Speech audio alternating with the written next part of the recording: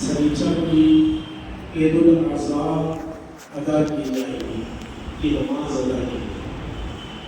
معزز سامعین کرام، یہ ماہ مبارک بڑی عظمت، بڑی برکت اور بڑی رحمت والا ہے۔ اس ماہ مبارک میں اللہ تبارک و تعالیٰ نے اپنے پیارے نبی، پیارے پیغمبر، پیارے رسول، جد الانبیاء، ابو الانبیاء حضرت ابراہیم علیہ نبینا علیہ السلام و تسلیم پر بے پناہ کرم فرمایا، اور حضرت ابراہیم علیہ السلام و تسلیم کے صدقے اور طفیل امت رسول اور تمام کائنات کے ایمان والوں پر اللہ نے بڑا فضل و اکرام فرمایا۔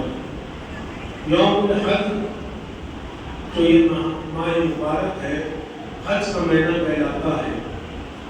حج بڑی دولت ہے، بڑی سعادت ہے، اور حجاج کرام کے بڑے مرتبے ہوتے ہیں جو لوگ خلوص کے ساتھ، خشوع و خضوع کے ساتھ، للہیت کے ساتھ اور اللہ تبارک و تعالیٰ کی ذات پر توکل رکھتے ہوئے، علم یقین رکھتے ہوئے، عین یقین رکھتے ہوئے، حق یقین رکھتے ہوئے، ایمان کی دولت کے ساتھ اور استقامت کے ساتھ، صبر کے ساتھ، شکر کے ساتھ حج کرتے ہیں، تو اللہ تبارک و تعالیٰ ان حجاج کرام کے اوپر ایسا فضل و کرم اور ایسے انعامات نازل فرماتا ہے کہ وہ جو حاجی ہوتا ہے، جو خلوص و خشوع و خضوع کے ساتھ حج کر لیتا ہے ایمان کی دولت کے ساتھ، تو وہ اس طرح ہو جاتا ہے جس طرح کہ بچہ ماں کے پیٹ سے پیدا ہوتا ہے،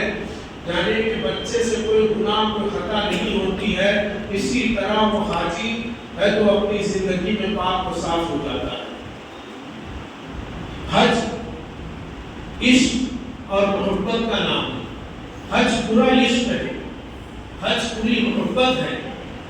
ہم یہ سمجھتے ہیں کہ حج کر لینا، جا کر آ جانا، یہ ہمارے لیے بڑی سعادت ہے، لیکن حقیقت یہ ہے کہ حج کے معنی ہی عشق ہے، حج کے معنی ہی محبت ہے۔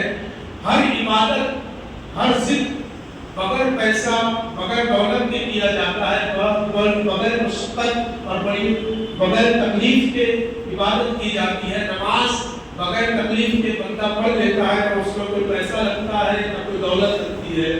ذکر اللہ کا جو ہے یہ عبادت بغیر محنت کے، بغیر مشقت کے کر لیتا ہے، اللہ کا ذکر زبان سے کرے تو یہ ذکر کہلاتا ہے۔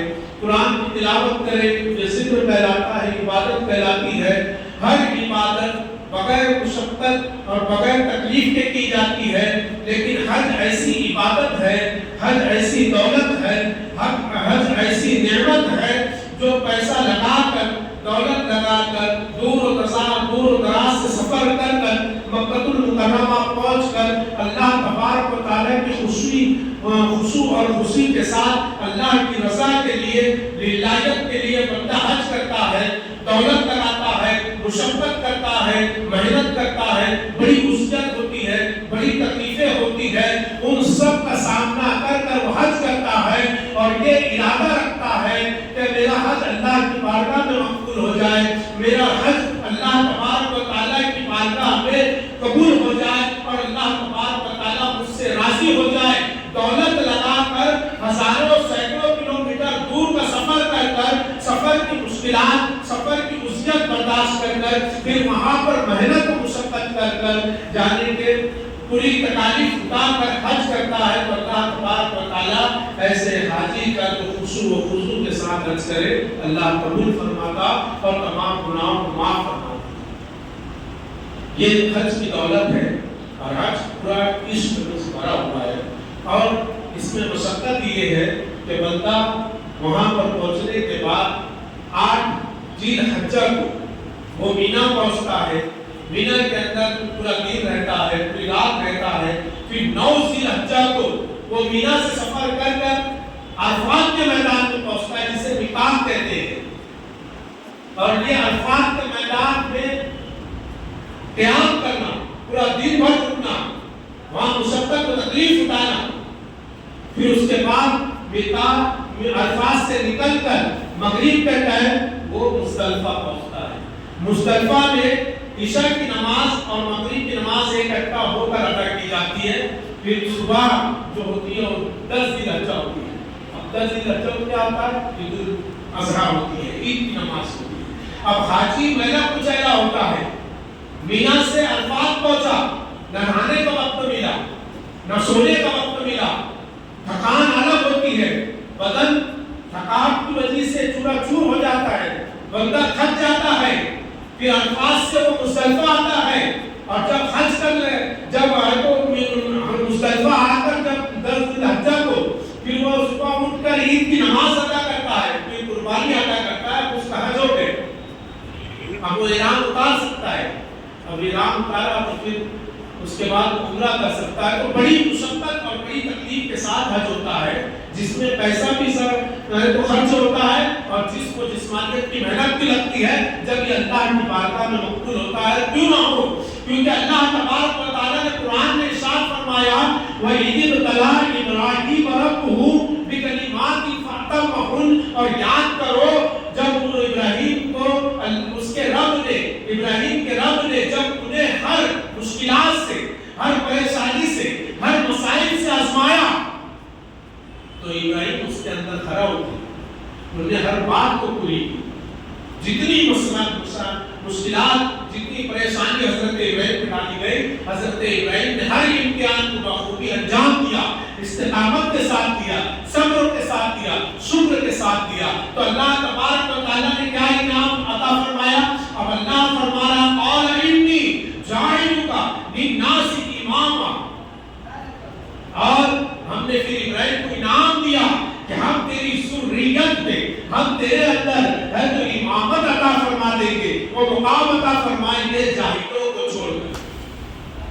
جاہلوں کو چھوڑ کر قال انی جاعلک للناس اماما. تو ان لوگوں میں ہم امام عطا فرمائیں گے, پیشوا عطا فرمائیں گے, سردار عطا فرمائیں گے, جاہلوں کو چھوڑ کر. تو حضرت ابراہیم نے آگے فرمایا قال من ذریتی.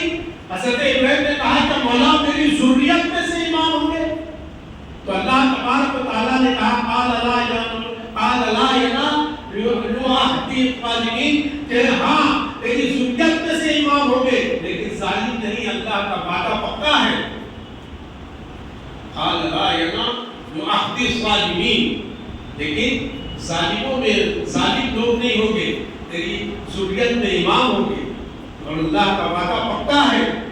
وَإِذْ جَعَلْنَا الْبَيْتَ مَثَابَةً لِلنَّاسِ وَأَمْنًا. اور وہ گھر جو انسانوں کے لیے امن کا پیغام ہے, سلامتی کا مرکز ہے. کون سا گھر؟ دنیا کا سب سے اول گھر, ہمارے پیارے رب کا پیارا گھر جسے کعبۃ اللہ کہتے ہیں. وہ گھر بندہ خدا کے لیے امن و سلامتی کا گھر ہے, گھیور ہے. پھر آگے فرماتا ہے اللہ تعالیٰ وَاتَّخِذُوا من مقام ابراہیم مصلی. اور پھر مقام ابراہیم کو مصلی بناؤ, نماز پڑھنے کی جگہ بناؤ. اب ہر حاجی جاتا ہے تو مقام ابراہیم کے اوپر 2 رکعت نماز ادا کرتا ہے. کبھی وہ نہ ادا کرے تو اس کا عمرہ اپنا تو ارکان میں سے, حج کے ارکان میں سے, اور حج کے اور عمرہ کے ارکان میں سے ہے. پھر اللہ آگے فرماتا ہے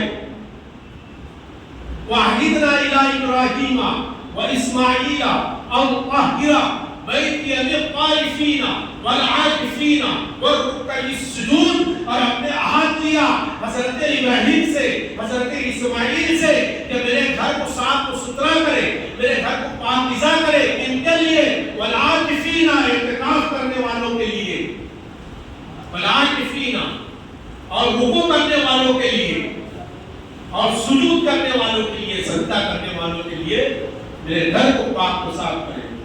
تو باہر وہاں کو صاف کرے. میرے گھر کو پاک و صاف کرے. اب حضرت ابراہیم علیہ السلام و تسلیم اور حضرت اسماعیل علیہ نبی علیہ السلام و تسلیم. اب آپ شروع سے اس مقام کو دیکھیے. حج کیا ہے؟ حج ایمان کے ارکان میں سے ایک ارکان ہے. کلمہ, روزہ, نماز, زکات اور حج اسلام کے 5